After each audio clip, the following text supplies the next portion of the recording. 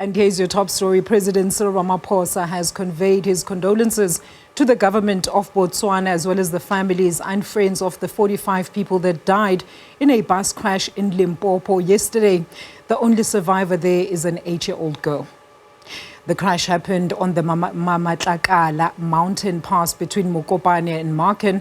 The bus was traveling from Gaborone to an Easter conference at the St. Engenes Zion Christian Church in Moria outside Polokwane. At the same time, South Africa's Transport Minister Sindisiwe Chikunga says government will repatriate the bodies to Botswana. I spoke to President Masisi of Botswana yesterday and passed our condolences, but he was grateful not only for the condolences but also for the cooperation and the assistance and the help that a number of our officials near that accident and the people of South Africa have rendered to the families of those who have passed away. We are really sad about this happening on an Easter weekend when they were going to Moria for prayers. And I will also be talking to the bishops of the two the Khanyane churches to pass my condolences. Well, officials from both countries have concluded a lengthy meeting at the Mokopane Hospital.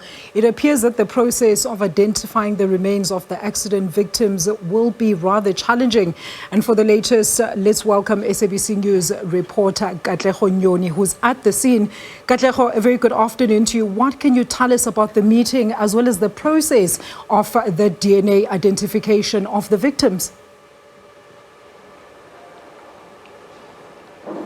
Well, certainly. Good evening there. That meeting has just concluded. In the meeting, the participants included Limpopo MEC for Health, Dr. Popi Ramatuba, as well as the High Commissioner to South Africa from Botswana, Dr. Sanji Monageng. Now, they have all agreed that this process, of identifying the deceased will be lengthy. All right. Do we know how long it's going to take, Katlego, at this stage? I mean, I know having to obviously bring the relatives from Gaborone to come and give those DNA tests as well as samples is going to be quite a long process. Indeed, it is going to be quite a long process, and both officials have stressed that so many times that it will be quite long. However, at this particular stage, we know that there has been one survivor. That child has been admitted here in the Mokopane Hospital. She is said to be responding positively. All right. And what can you tell us about that 8-year-old girl who is the only survivor there? Katlego, are you able to tell us the nature of her injuries and the kind of treatment that she's receiving at this stage? And when, if there's any indication at this stage, she will be, of course, discharged from the hospital? Well, that 8-year-old survivor was traveling with her grandmother. We know that she was in theater here at the Mokopane Hospital, and officials from Botswana as well as South Africa say to us that she has been seen by doctors and she's responding positively to treatment, that she has been subjected to a few minor processes. However, they are quite optimistic that she will be able to recover. At this particular stage, it is not clear when she will be discharged. However, her grandmother was amongst those body bags that were received by the Department of Health. We understand that they have received about 34 body bags, and of which they are saying that 9 of those bodies were identifiable, meaning they can start a process of positively identifying them through post-mortem results and also bringing in their families.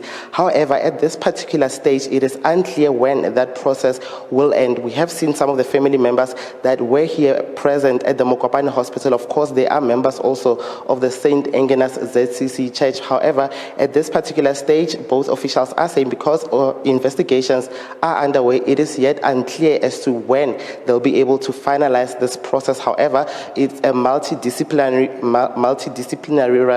approach to these investigations involving several departments, including as well as members of the police. However, with regards to the 8-year-old survivor, she is said to be responding positively to treatment. Katlego, yesterday there was a lot of mystery around what could have caused the accident because, I mean, it looks like a very straight as well as narrow road. So do you have the final details as to what actually led the bus to cross the barrier and go over the embankment?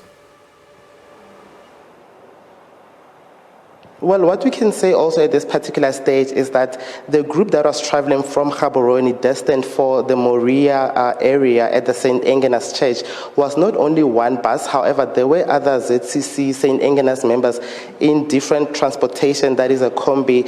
And there is a list also that officials spoke to us about that was used when they crossed one of the border posts linking South Africa to Botswana. There is a list that authorities are also looking at. As to the exact cause of the accident, that is still under investigation. At this particular stage, we know that the name of the bus has also been made available to officials. However, they could not share the name of the bus company with us, saying that it is still premature at this stage to release that name. But the Health MEC, Poppy Ramathuba, assured that they are working with all stakeholders, including the Border Management Authority, as well as at a later stage the Road Accident Fund, and they will also be in communication with the St. Agnes Church following, of course, this horrific accident. All right, and Katlego, in closing now, just a general overview. Tell us about the Easter traffic where you are currently stationed. What is the latest from your side, and how are the road users conducting themselves at this time? Are they actually obeying the speed laws as well as driver awareness laws in relation to this time?